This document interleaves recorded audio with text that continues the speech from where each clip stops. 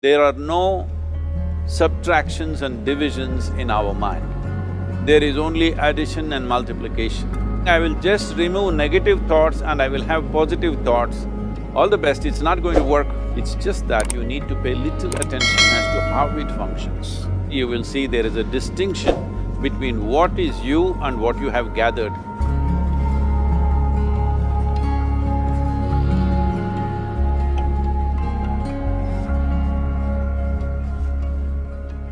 Well, see the way the question is asked and also the way normally it's addressed is, people think there is something called as negative thought and positive thought. They want to remove the negative thoughts and have only positive thoughts. For such people, I would ask them to just experiment for 10-15 seconds. Let them forcefully remove one thought from their mind. For example, next 10 seconds, just don't think of a monkey. Try not to think of a monkey for next 10 seconds. You will see you will be full of monkeys.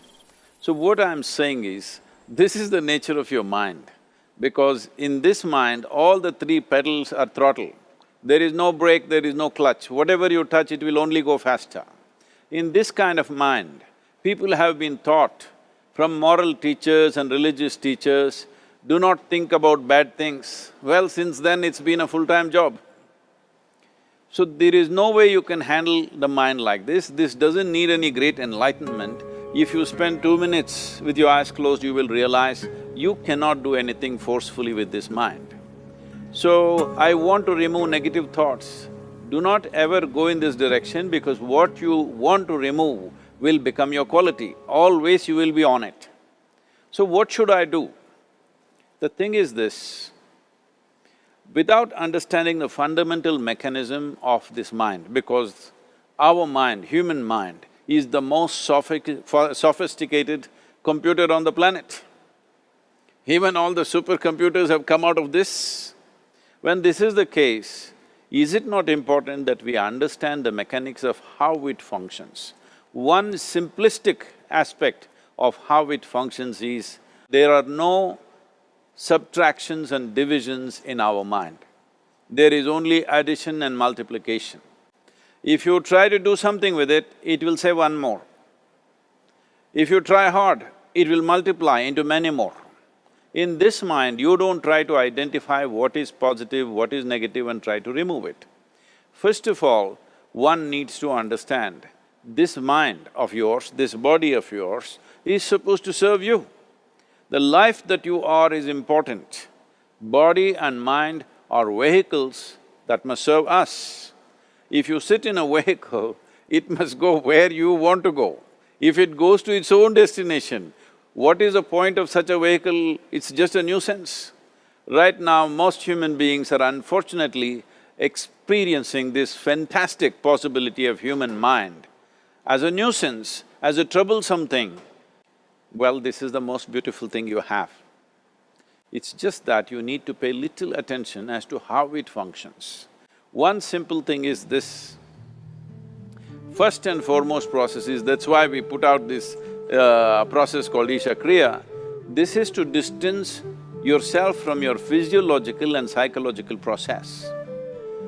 There is something called as you which exists. This is not a composite of all your thoughts and emotions and physiological processes. Beyond that, there is you. If you close your eyes, even if you cannot see anything, you're still there.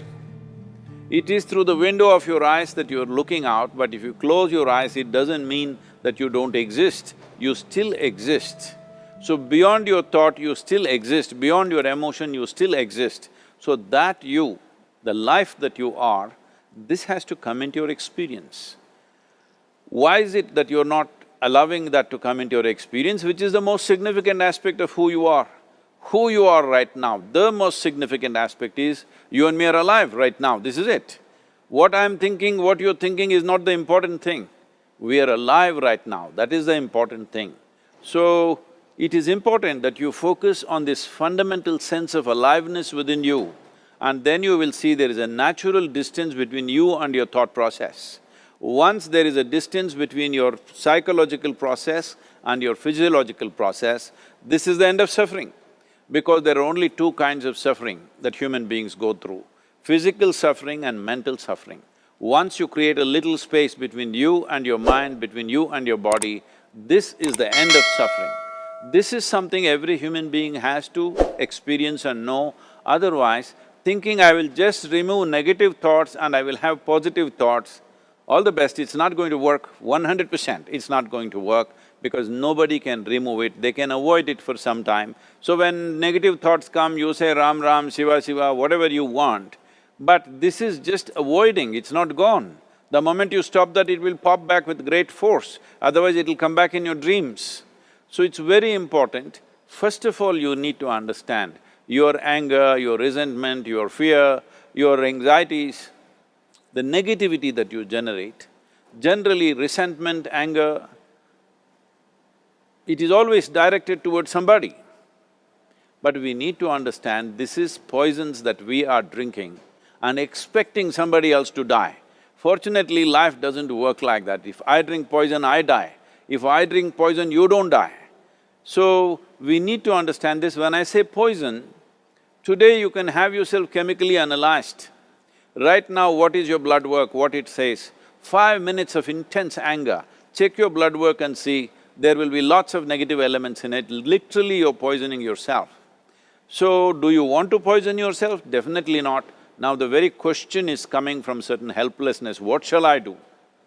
Don't do anything, just sit back and just concern yourself with something which is a life process. Maybe your heartbeat, maybe your breath, maybe just a sensation of being alive.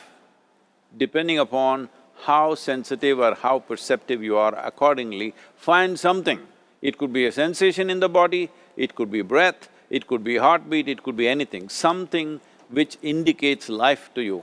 Just pay attention to that for some time. Slowly you will see there is a distinction between what is you and what you have gathered, which includes both your physiological and psychological possibility or mess, whatever you made out of it.